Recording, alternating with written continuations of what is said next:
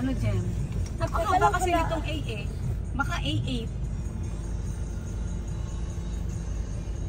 A7, may A7. daw. A8 lang, A7. Yan yun.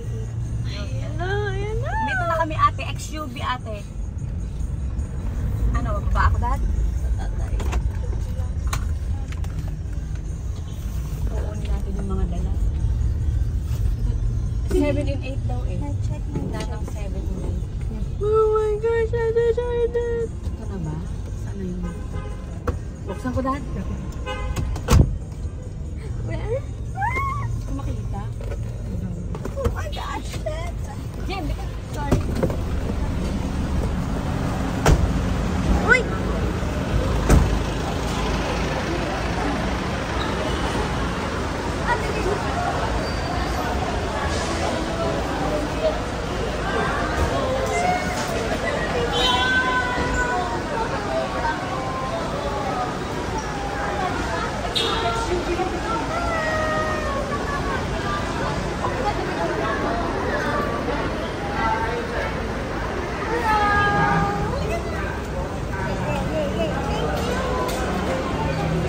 Hindi ko na na-videoan. Saan kayo nakapark? Asan naman sila?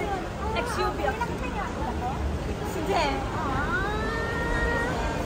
Let's go! Sabi ma.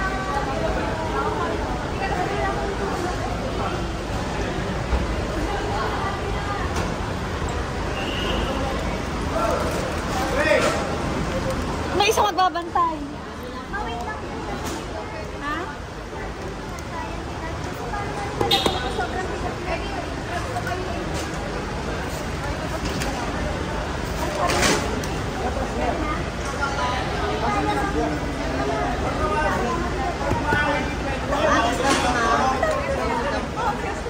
Excuse. Da, excuse. Yan mo, push mo.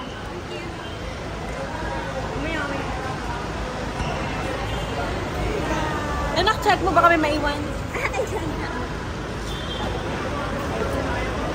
Ano?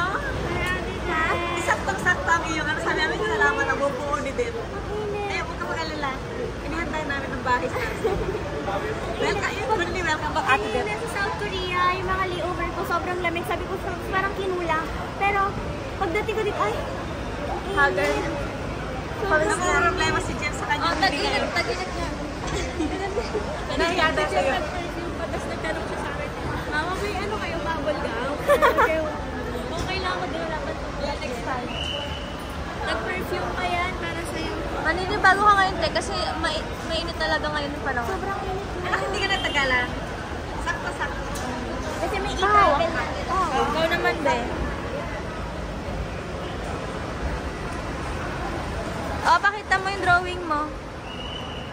Ano, dad, nag-drawing si Ate Ay, Elise. si Daddy mo. Bigyan mo si Daddy. Ito ako si Jaja. Sa bahay siya. Kay Jaja.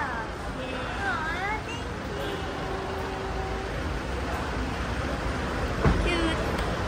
Ate Marla po yun. Hindi na pula.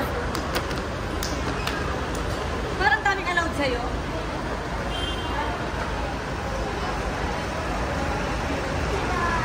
Pero nakamatay.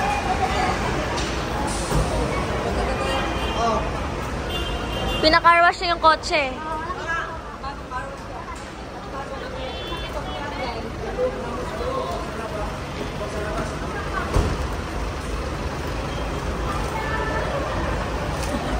Cute.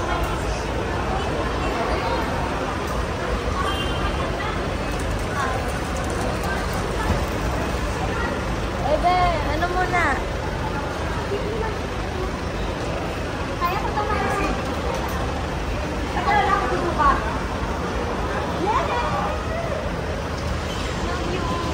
Sana, malaki na lang. Ay, kulang pa pala. Ay, sorry, anak.